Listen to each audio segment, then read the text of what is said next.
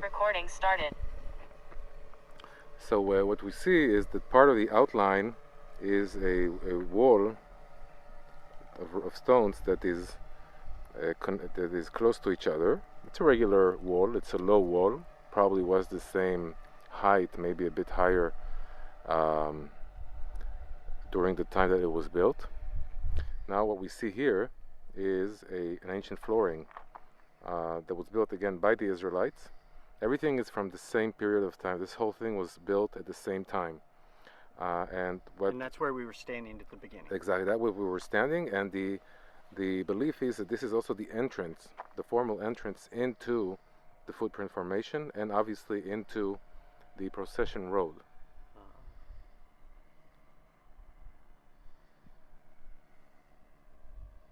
Recording started. No, it's okay. It's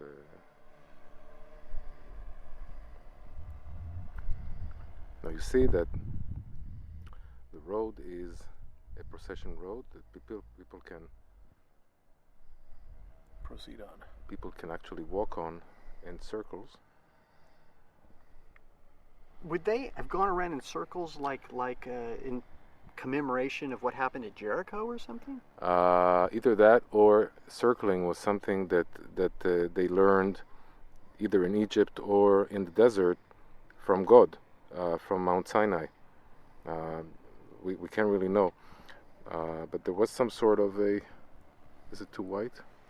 It's a little white. It's too white, yeah. That's even wider. There we go. Oh, excellent. So now we see, because the light is changing because of the sun, we see that the outline is suddenly being shaped by the natural amphitheater. Yes. That is right on top of it.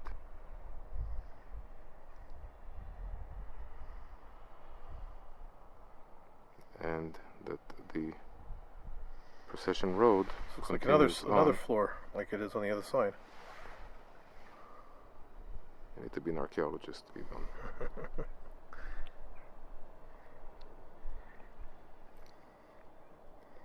And then the procession road either ends here or we don't see it visibly, but the outline still continues on.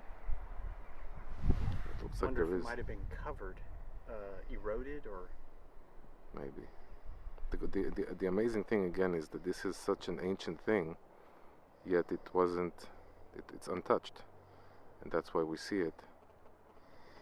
Just as it was 3,000 years ago. I mean, are you saying except for that central altar, possible altar-like structure, everything else is as it was? Everything, I mean, including the altar, yeah. Including this landmark that we know what it is. Yeah, it's from the same period of time that these walls were built. But what it served, we don't know.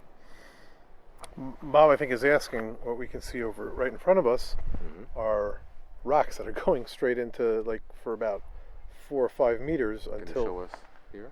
And try. Well, yeah. Wait a second. Oh, it was come back on this here. side. Come so we can be in the picture. Yeah. So these over here, right next to the cars. I believe that these. I don't know if these are modern or not. Maybe they're. I don't think they're modern because it comes into the wall and breaks it. But here you have the flooring is like a natural entrance into the footprint. On the side of the tower. Can you go above the tower so we can see the inside of the tower if there's anything to see there?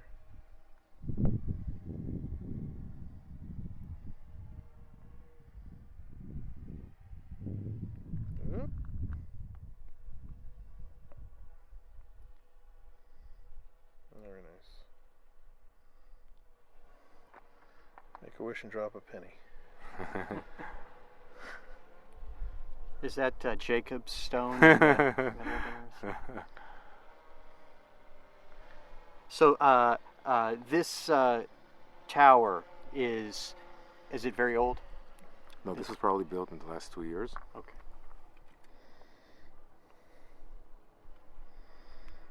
Modern Israelite architecture. Kind of things that kids would do when they're a little Recording bored. started. Okay. That's it? Yes. Great. Wow. No, this is just our car.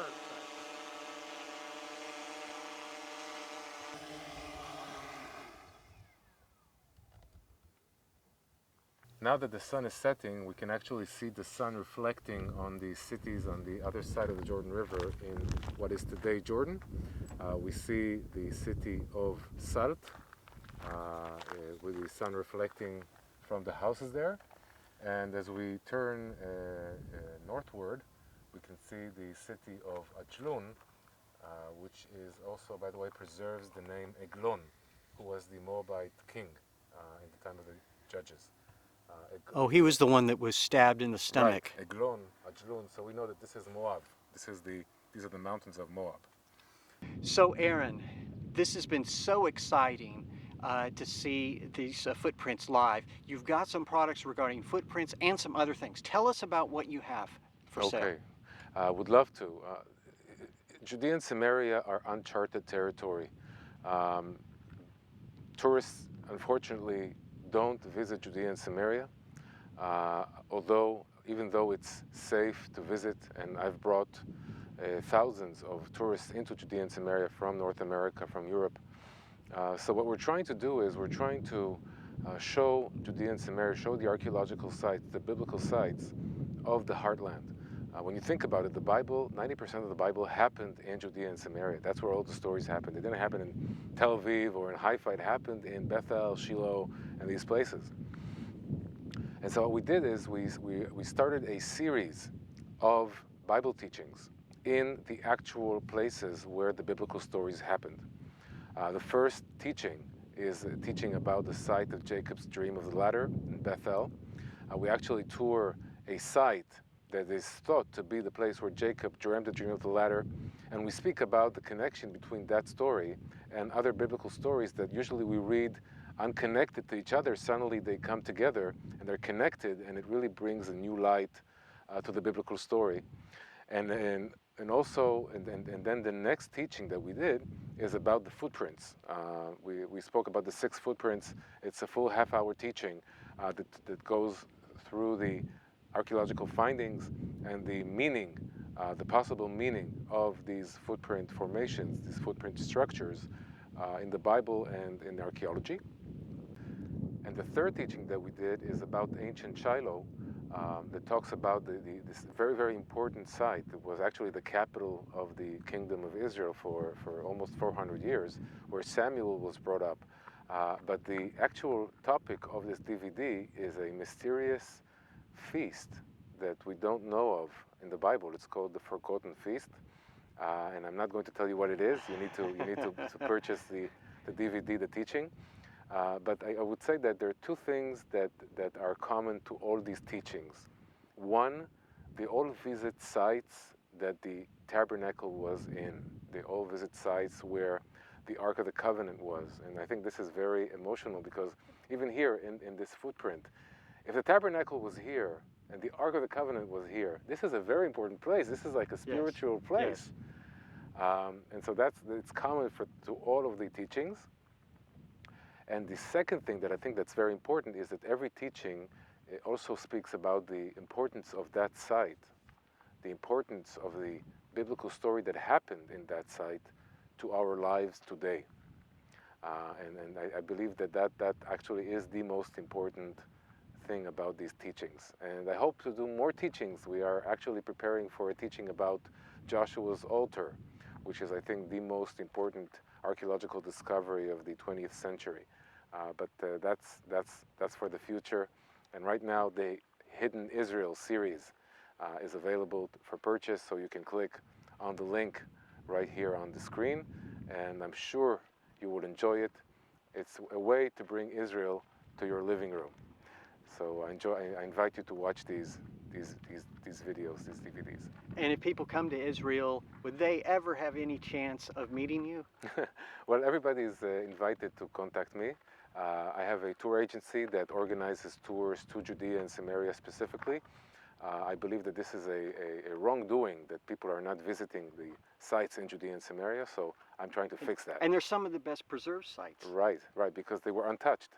and so like this place right here. So I invite you all to come with Lipkin Tours to visit Judea and Samaria, to get in touch not just with the special biblical sites that are mentioned in the Bible, but also to connect to the people that are living there today, that are fulfilling the prophecies that were spoken about in the Bible, about the return of the Jewish people back to the land, to the mountains of Judea and Samaria, the vines that are being grown in Samaria, the fulfillment of the prophecy of Jeremiah that vines will be yet planted in the mountains of Samaria, to see prophecy fulfilled in front of your eyes physically in Israel.